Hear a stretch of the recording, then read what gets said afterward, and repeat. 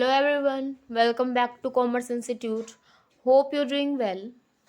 As you know, we are discussing with a series of theories of motivation and अब तक हम discuss कर चुके हैं ट्रेडिशनल थियोरी और मॉडर्न थियोरी के कंटेंट थियोरी पार्ट के अंदर। कंटेंट थियोरी पार्ट में हमने डिस्कस किया Maslow need theory, Alderfer's theory and आज की वीडियो का टॉपिक है हर्ट्जबर्ग थ्योरी।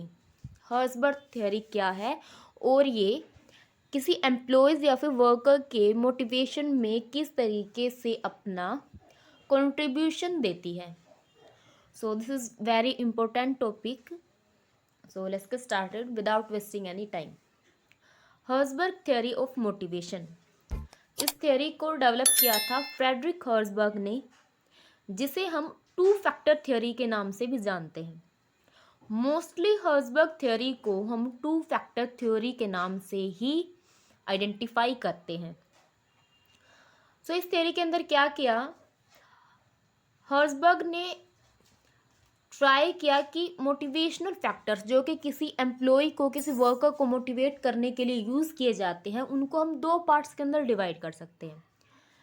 कहते this theory trying to divide motivation factor for a individual in two categories, कि हम क्या कर सकते हैं, किसी इंडिविजुअल के, एम्प्लॉयज़ के या फिर वर्कर के मोटिवेशन को बढ़ाने के लिए जो फैक्टर्स को यूज़ करते हैं उनको हम दो पार्ट्स के अंदर डिवाइड कर सकते हैं। सो आपका हर्ट्जबर्ग थ्योरी या फिर to factor theory all about इन्हीं फैक्टर्स के अराउंड क्या करती है, काम करती है। सो हर्ट्जबर्ग थ्योरी को फ्रेडरिक हर्ट्जबर्ग ने इंजीनियर्स और अकाउंटेंट्स के ऊपर ट्राई किया। उन्होंने ऑलमोस्ट 2000 इंजीनियर या अकाउंटेंट के ऊपर अपनी क्वेश्चनियर बनाई, उनसे क्वेश्चनिंग की और उन क्वेश्चंस के आंसर के अकॉर्डिंग, उन क्वेश्चन के आंसर को बेस बनाकर उन्होंने क्या किया, टू फैक्टर थ्योरी को डेवलप किया। I hope this clear. Next की attempt to explain the factors that motivate workers through identify and satisfying their individual need, desire and aim to proceed to satisfied these needs, कि क्या कर सकते हैं हम, किसी एम्प्लॉय या फिर वर्कर के मोटिवेशन को, जो फैक्टर उनको मोटिवेट करते हैं, उन सभी फैक्टर्स को आइडेंटिफाई करके और आइडेंटिफिकेशन के बाद उन सब फैक्टर्स के ऊपर काम करके हम क्या करते हैं, लास्ट में उन फैक्टर्स को सेटिस्फाई करके किसी इंडिविजुअल नीड का मतलब क्या है यहाँ पर, कि हम यहाँ पर इंडिविजुअल पर्सन के, इंडिविजुअल वर्कर के सेटिस्फैक्शन की तरफ बात करते हैं, ना कि किसी ग्रुप ऑफ इंडिविजुअल या फिर वर्कर्स को। ये थ्योरी आपके किसके ऊपर काम करती है, कि किसी स्पेसिफिक पर्सन या फिर वर्कर के मोटिवेशन लेवल को कैसे अप किया जाता है।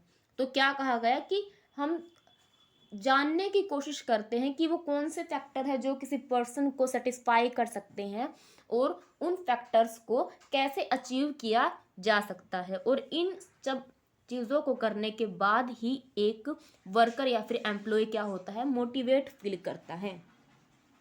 देखिए जैसे इस पिक्चर में हम देख सकते हैं कोई पर्सन जिसके पास एनफ मोटिवेशन नहीं है, वो क्या है, अपने काम को लेकर सेटिस्फाई नहीं है, उसकी मे बी पे स्केल अच्छी नहीं है, वर्किंग एनवायरनमेंट अच्छा नहीं है, उसको उसके अच्छे काम की रिकॉग्निशन नहीं मिलती, उसको आइडेंटिफाई नहीं किया जाता उसके काम की वजह से।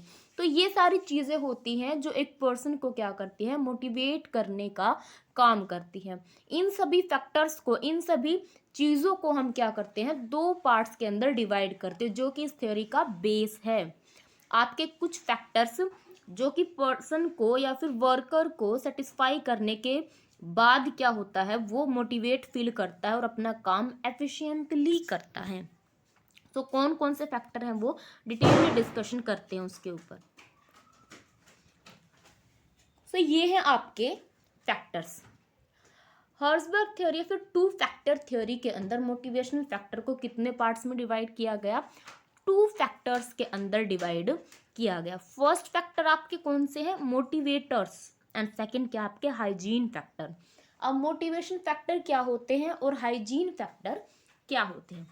मोटिवेशन फैक्टर के अंदर उन चीज़ों को इंक्लूड किया जाता है जिनके होने से एक एम्प्लॉय को क्या मिलती है, मोटिवेशन मिलती है। दूसरी तरफ हाइजीन फैक्टर वो फैक्टर है जिनके ना होने से एक एम्प्लॉय को डिससेटिस्फैक्शन मिलता है, लेकिन उनके होने से उनको कोई भी फर्क नहीं पड़ता।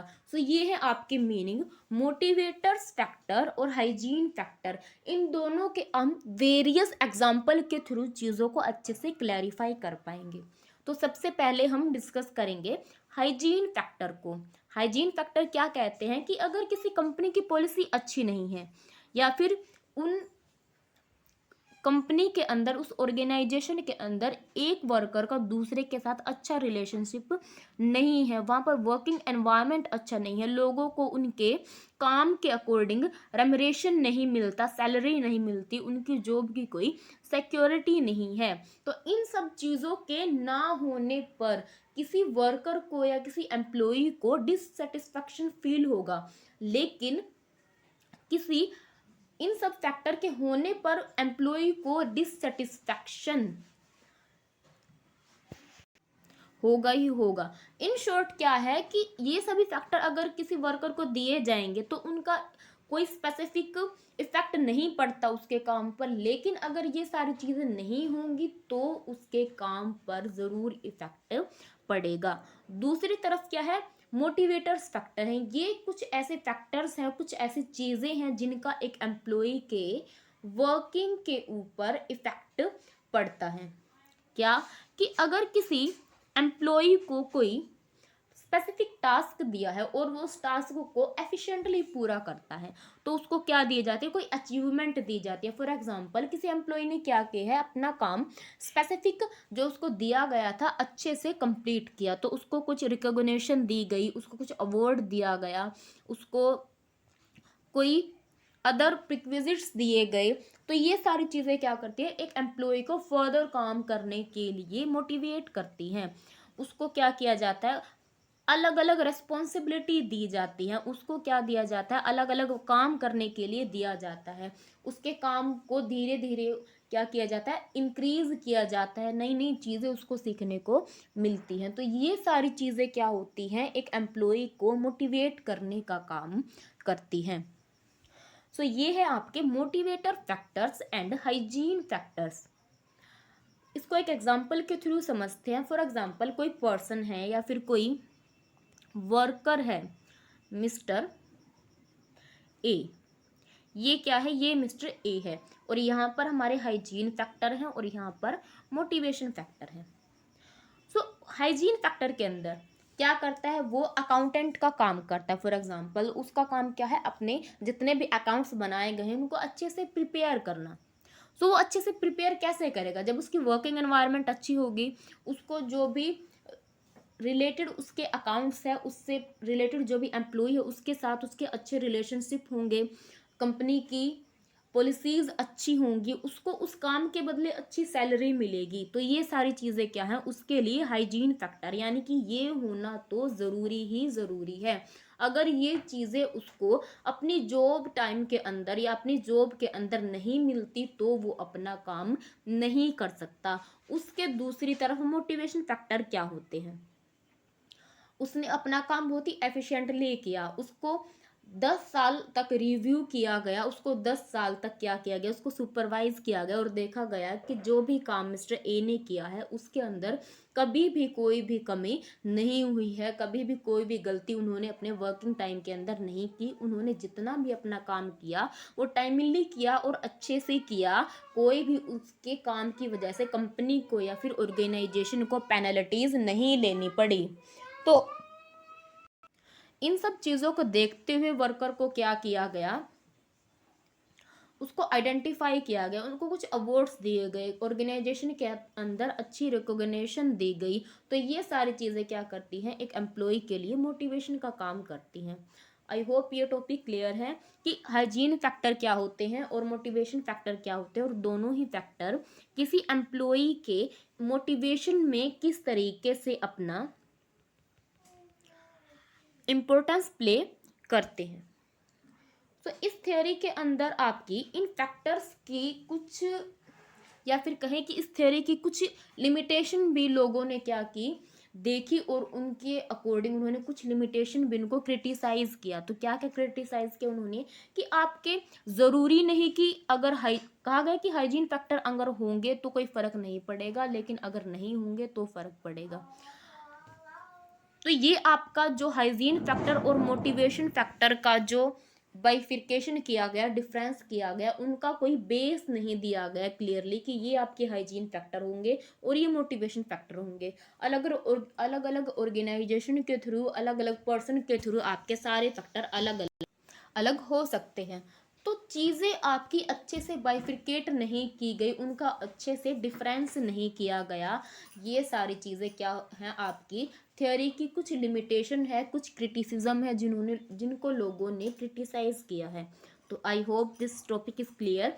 ये है आपकी थ्योरी ऑफ मोटिवेशन, जो कि है हर्जबर्ग थ्योरी ऑफ मोटिवेशन या फिर टू फैक्टर मोटिवेशन।